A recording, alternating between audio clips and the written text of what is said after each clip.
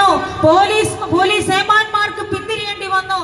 അവർ ഞങ്ങൾ പറഞ്ഞിടത്തെത്തുകയും ആ മാലിന്യ നിക്ഷേപം അവസാനിപ്പിക്കുകയും ഞങ്ങൾക്കെതിരെയുള്ള കള്ളക്കേസുകൾ പിൻവലിക്കുകയും ചെയ്തു എന്നത് ചരിത്രത്തിലെ വലിയ തിളങ്ങുന്ന ഒരു യാഥാർത്ഥ്യമാണ്. അതുകൊണ്ട് ഇവിടുത്തെ ജനതയോട് ഞാൻ പറയുകയാണ്, എന്ത് ഭീഷണി ഉണ്ടായാലും ശരി, എന്തൊക്കെ കള്ളക്കേസുകൾ ഉണ്ടായാലും ശരി, നിങ്ങൾ പിന്മാറരുത്. നിങ്ങൾ പിന്മാറില്ല എന്ന് എനിക്ക് മനസ്സിലായിട്ടുണ്ട്. പക്ഷെ ഒന്നുകൂടി ഞാൻ പറയുകയാണ്, കാരണം നിങ്ങൾ സമരം ചെയ്യുന്നത് നിങ്ങൾക്ക് വേണ്ടി മാത്രമല്ല, വരുന്ന ഒരു തലമുറ, ആ തലമുറയ്ക്ക് ഇവിടെ സ്വസ്ഥമായിട്ട് ജീവിക്കണം. ഏതൊരു പൗരന്റെയും ഏറ്റവും അടിസ്ഥാനപരമായിട്ടുള്ള അവകാശമാണ് ശുദ്ധവായുവും ശുദ്ധവെള്ളവും ഒക്കെ ഉപയോഗിച്ചുകൊണ്ട് ഒരു പ്രദേശത്ത് സ്വസ്ഥമായിട്ട് വസിക്കുക എന്നത്. അത് തടസ്സപ്പെടുത്തുവാൻ, അത് നശിപ്പിക്കുവാൻ ഒരു ഫ്രഷ് കട്ട് മുതലാളിക്കും അവകാശമില്ല എന്ന് ഉറക്കെ ഉറക്കെ ഞങ്ങൾ പ്രഖ്യാപിക്കുകയാണ്. എനിക്ക് പറയുവാനുണ്ട്, ഇവിടുത്തെ ഭരണകൂടങ്ങൾ ഒന്ന് ശ്രദ്ധ പുലർത്തേണ്ടതുണ്ട്.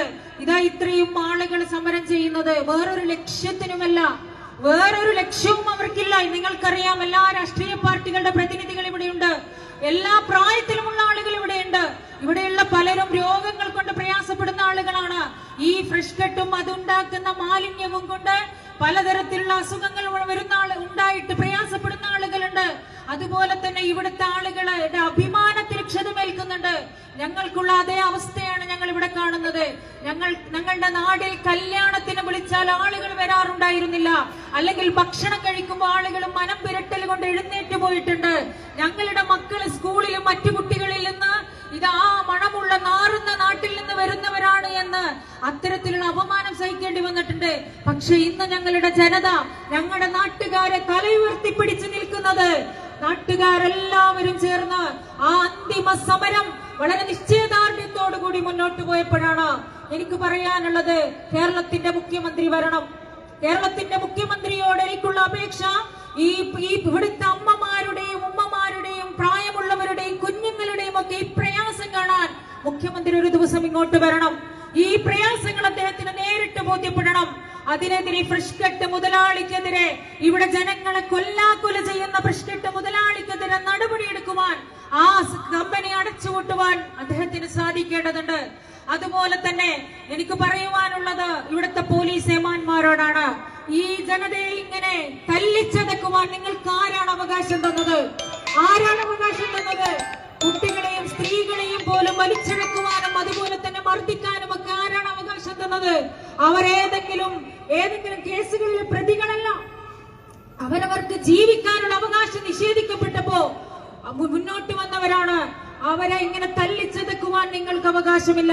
നേരത്തെ ഇവിടെ ആരോ സൂചിപ്പിച്ചതുപോലെ നിയമപരമായിട്ടുള്ള നടപടികളുമായിട്ട് പോയാൽ നിങ്ങൾക്ക് തന്നെ വലിയ ഭവിഷ്യത്തുണ്ടാക്കുന്ന കാര്യങ്ങളിലേക്കാണ് നിങ്ങൾ ഇടപെടുന്നത്. അതുകൊണ്ട് ഈ ജനത സമരം ചെയ്യുന്നത് ഏറ്റവും അടിസ്ഥാനപരമായിട്ടുള്ള ആവശ്യങ്ങൾക്ക് വേണ്ടിയാണ് എന്ന് മനസ്സിലാക്കി ആ ജനതയുടെ ജീവന സംരക്ഷണം നൽകാനാണ് പോലീസ് ഏമാന്മാരെന്ന നിലക്ക് നിങ്ങൾ ശ്രമിക്കേണ്ടത്. അല്ലെങ്കിൽ നിങ്ങൾക്ക് തന്നെ നിങ്ങളുടെ ചെയ്തികളിൽ പശ്ചാത്തപിക്കേണ്ടി വരുമെന്ന് ഞാൻ ഉറപ്പിച്ചു പറയുകയാണ്. ഞങ്ങൾക്ക് അനുഭവം ഉണ്ടായിട്ടുണ്ട്. ഞങ്ങളെ തല്ലിച്ചതച്ച, ഞങ്ങളുടെ കുഞ്ഞുങ്ങളുടെ കരണത്തടിച്ച, ഞങ്ങളുടെ കുഞ്ഞുങ്ങളെ വലിച്ചിഴച്ച പോലീസ് ഏമാന്മാർ പിന്നീട് പശ്ചാത്തപിച്ചുകൊണ്ട് അവരുടെ വാക്കുകൾ ഉണ്ടായിട്ടുണ്ട്. പുന്നോൽ പെട്ടിപ്പാലത്തെ ജനതയോട് ചെയ്തത് അതിക്രമമാണെന്ന് അവർക്ക് പറയേണ്ടി വന്നിട്ടുണ്ട്, പശ്ചാത്തപിക്കേണ്ടി വന്നിട്ടുണ്ട്. ചിലപ്പോ പശ്ചാത്താപത്തിൽ മാത്രം നിൽക്കില്ല, നിങ്ങളുടെ സർവീസ് മുഴുവൻ അല്ലെങ്കിൽ നിങ്ങളുടെ ജീവിതാവസാനം വരെ നിങ്ങൾ അലട്ടുന്ന ഒരു പ്രശ്നമായിട്ടൊന്ന് മാറാനിടയുണ്ട്. അതുകൊണ്ട് ഈ ജനത സമാധാനപരമായിട്ട് സമരം ചെയ്യുമ്പോ അത് അവരുടെ ജീവിതത്തിന് വേണ്ടിയുള്ള അവസാനത്തെ അവരുടെ ശ്രമമാണ്. നാളെ അവരുടെ മക്കളോട് തലയുയർത്തിപ്പിടിച്ച് നിങ്ങൾക്ക് ജീവിക്കാൻ സാധിക്കുന്നത് ഞങ്ങൾ സമരം ചെയ്ത് ഞങ്ങളുടെ അന്തരീക്ഷം, ഇവിടുത്തെ സ്വസ്ഥമായി ജീവിക്കാനുള്ള അന്തരീക്ഷം തിരിച്ചു പിടിക്കാൻ വേണ്ടിയാണ് എന്ന് പറയാൻ അവർക്ക് സാധിക്കേണ്ടതുണ്ട്. പ്രിയപ്പെട്ടവരെ, നിങ്ങൾക്ക് ഈ സമരത്തിന് എല്ലാവിധ അഭിവാദ്യങ്ങളും ഐക്യദാർഢ്യവും നേർന്നുകൊണ്ട് നിങ്ങൾ മുന്നോട്ട് പോവുക. തീർച്ചയായും വിജയം നിങ്ങളുടെ ഭാഗത്താണ് എന്ന് മാത്രം പറഞ്ഞുകൊണ്ട് വെൽഫെയർ പാർട്ടിയുടെ എല്ലാ പിന്തുണയും നിങ്ങൾക്ക് നൽകിക്കൊണ്ട് ഞാൻ എന്റെ വാക്കുകൾ അവസാനിപ്പിക്കുന്നു. ജയ് ഹിന്ദ്.